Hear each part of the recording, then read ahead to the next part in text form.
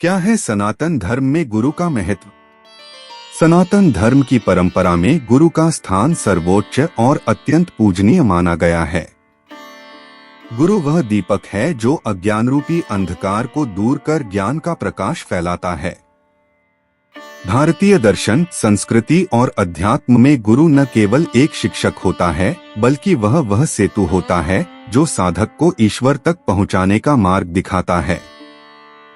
वेद, उपनिषद, पुराण, भगवद गीता और अन्य अनेक ग्रंथों में गुरु के महत्व को अत्यंत सम्मान के साथ बताया गया है।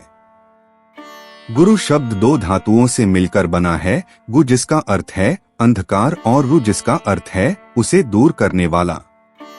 अर्थात गुरु वह होता है जो अज्ञान के अंधकार को मिटाकर ज्ञान का प्रकाश देता है। सनातन धर्म में यह माना जाता है कि यदि गुरु की कृपा प्राप्त हो जाए तो स्वयं ईश्वर भी सहजता से प्राप्त हो सकते हैं। गुरु को ईश्वर से भी ऊपर माना गया है, क्योंकि भगवान तक पहुंचाने का मार्ग वही दिखाता है। इसी कारण कबीरदास जी ने कहा था, गुरु गोविंद दो खड़े काके लागू पाए। बलिहारी गुरु आपनो गोविंद दियो मिलाए, अर्थात जब गुरु और भगवान दोनों सामने खड़े हों तो पहले किसे प्रणाम किया जाए? उस गुरु को नमन करता हूँ जिसने मुझे भगवान से मिलाया।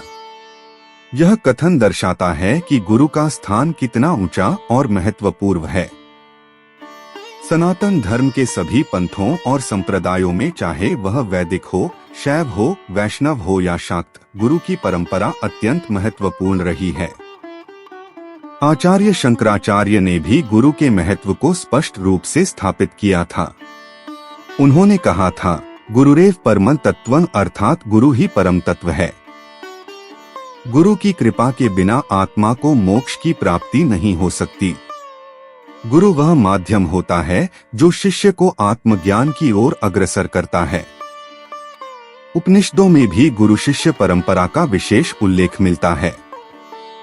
मुंडक उपनिषद में कहा गया है कि जब कोई व्यक्ति सत्य की जिज्ञासा करता है तो उसे चाहिए कि वह श्रद्धा और सेवा भाव से गुरु के पास जाए जो ब्रह्मनिष्ठ हो और शास्त्रज्ञ भी हो। सनातन धर्म में दीक्षा का भी अत्यंत महत्व है। जब शिष्य किसी योग्य गुरु के पास जाकर दीक्षा प्राप्त करता है तो वह आध्यात्मिक यात्रा पर आरूढ़ हो जाता है। यह दीक्षा केवल मंत्र या कोई विधि नहीं होती, बल्कि यह आत्मा का आत्मा से मिलन कराने की प्रक्रिया होती है। गुरु अपने ज्ञान, तप और अनुभव के माध्यम से शिष्य को आत्मबोध की ओर ले जाता है। यह प्रक्रिया अत्यंत सूक्ष्म, गूढ़ और रहस्यमयी होती है। गुरु शिष्य को केवल शास्त्रों का ज्ञान नहीं देता, वह उसके भीतर छिपे दिव्य तत्व को जागृत करता है। महाभारत में भी गुरु का महत्व अत्यंत व्यापक रूप में प्रस्तुत हुआ है। महर्षि वेदव्यास, द्रोणाचार्य, संदीपनी ऋषि आदि ने शिष्यों को न केवल शस्त्र और शास्त्र की शिक्षा दी, बल्कि उन्हें धर्म, नीति और जीवन के गूढ़ रहस्यों से भी अवगत कराया। स्वयं भगवान श्री कृष्ण ने भी गुरु संदीपनी से शिक्षा प्राप्त की थी। यह दर्शाता है कि चाहे स्वयं भगवान ही क्यों न हो, वे भी गुरु के महत्व को स्वीकार करते हैं। जब अर्जुन महाभारत के युद्ध में मोहग्रस्त हो जाते हैं और अपने कर्तव्य से विमुख हो जाते हैं, तब श्री कृष्ण उन्हें अपने ज्ञान से उपदेश देते हैं। उस क्षण अर्जुन स्वयं को शिष्य मानकर श्री कृष्ण से कहते हैं, शिष्यस्तेह शाधिमा त्वा प्रपन्नम, अर्थात अब मैं आपका शिष्य हूँ, मुझे उपदेश दें।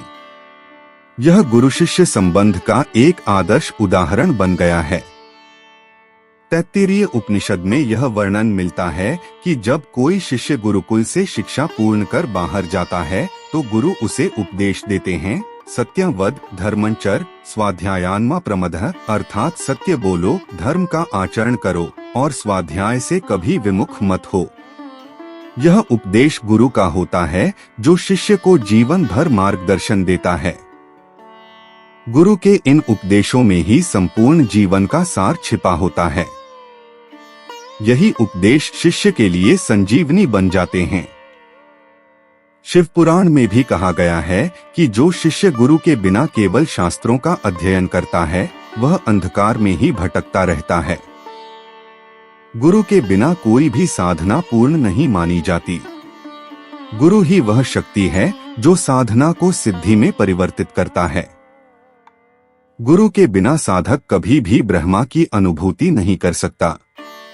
गुरु न केवल शिक्षा का स्रोत होता है, वह प्रेरणा, शक्ति और साक्षात ईश्वर का रूप होता है। गुरु के शब्दों में वह शक्ति होती है जो आत्मा को जागृत कर सकती है। सनातन धर्म में गुरु पूर्णिमा का विशेष महत्व है। यह दिन व्यास पूजा के रूप में मनाया जाता है, जो गुरु वेदव्यास जी को समर्पित है। वेदव्यास ने ही वेदों का संकलन, महाभारत की रचना और 18 पुराणों की रचना की। वे ही आदि गुरु माने जाते हैं। इस दिन शिष्य अपने गुरु को श्रद्धा सुमन अर्पित करते हैं और उनके प्रति आभार प्रकट करते हैं। यह परंपरा दर्शाती है कि गुरु का संबंध केवल शिक्षा तक सीमित नहीं है, बल्कि वह एक आत्मिक संबंध है जो जन्म जन्मांतर तक चलता है। वेदों में कहा गया है, आचार्य देवो भव, अर्थात आचार्य को देवता समान मानो। यह केवल कहावत नहीं, अपितु एक जीवन शैली है जो सनातन परंपरा में रची बसी है। गुरु न केवल आध्यात्मिक ज्ञान देता है, वह जीवन के हर क्षेत्र में पथ प्रदर्शक होता है। वह यह बताता है कि कठिनाइयों में कैसे संतुलित रहना है, जीवन के उद्देश्य को कैसे समझना है और मन को कैसे नियंत्रित करना है। एक सच्चा गुरु वही होता है जो अपने शिष्य को स्वतंत्र बनाता है, न कि अनुचर। वह शिष्य को अपने भीतर छिपे ईश्वर से परिचित कराता है। आज के आधुनिक युग में जब लोग बाहरी भौतिकता में उलझ गए हैं, तब गुरु की आवश्यकता और भी बढ़ जाती है। अज्ञान, भ्रम और मोह से बाहर निकालने वाला कोई नहीं तो जीवन दिशाहीन हो जाता है।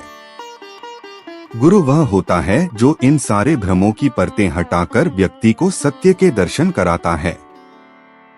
उसकी दृष्टि साधारण नहीं होती, वह दिव्य होती है।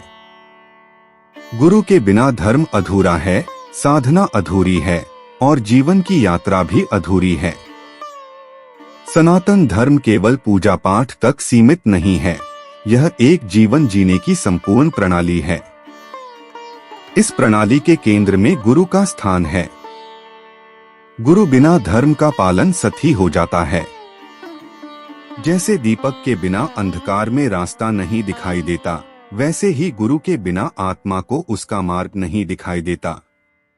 इसीलिए उपनिषदों में बार बार कहा गया है कि यदि आत्मज्ञान की इच्छा हो तो पहले योग्य गुरु की खोज करो, उसकी सेवा करो और तब ज्ञान प्राप्ति की यात्रा आरंभ होती है।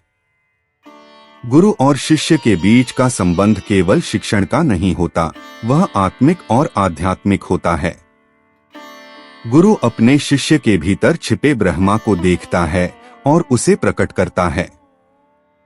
गुरु उस कुम्हार की तरह होता है जो शिष्यरूपी मिट्टी को मथकर सुंदर पात्र बनाता है। उसकी दृष्टि में प्रत्येक शिष्य संभावनाओं से भरा होता है। उसका कार्य केवल शिक्षा देना नहीं है, बल्कि उसे उस ऊंचाई तक ले जाना है जहां वह स्वयं ब्रह्मरूप हो जाए। सनातन धर्म में कहा गया है कि गुरु कृपा से वह भी जान सकता है जो शास्त्रों में लिखा नहीं। यह कृपा साधना, सेवा और समर्पण से प्राप्त होती है। जब शिष्य पूर्ण समर्पण भाव से गुरु के चरणों में आस्था रखता है, तब वह अद्भुत अनुभवों से गुजरता है। गुरु की वाणी ही उसके लिए वेद बन जाती है।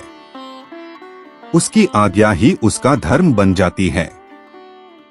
गुरु का दर्शन ही तीर्थ बन जाता है। इसीलिए संतों ने कहा है, गुरु बिनु ज्ञान न होई, ज्ञान बिनु मुक्त न होई, अर्थात गुरु के बिना ज्ञान संभव नहीं और ज्ञान के बिना मोक्ष भी संभव नहीं। गुरु का महत्व केवल सनातन धर्म तक सीमित नहीं है, यह मानव जीवन की एक सार्वभौमिक आवश्यकता है। लेकिन सनातन परंपरा ने इस सत्य को सबसे पहले पहचाना और उसे धर्म का अंग बनाया। गुरु केवल मार्गदर्शक नहीं, वह स्वयं मार्ग होता है। उसका जीवन ही एक शास्त्र होता है, उसकी मुस्कान ही आशीर्वाद होती है और उसका मौन ही ब्रह्मा की अनुभूति कराता है। आठ, सनातन धर्म में गुरु का महत्व केवल शब्दों से परे है, वह अनुभव का विषय है। जब कोई शिष्य गुरु को अपना सर्वस्व अर्पित कर देता है, तब गुरु उसे वही लौटा देता है जो वह स्वयं है, अर्थात ब्रह्म। यही सनातन का परम सत्य है और यही गुरु का दिव्य कार्य भी।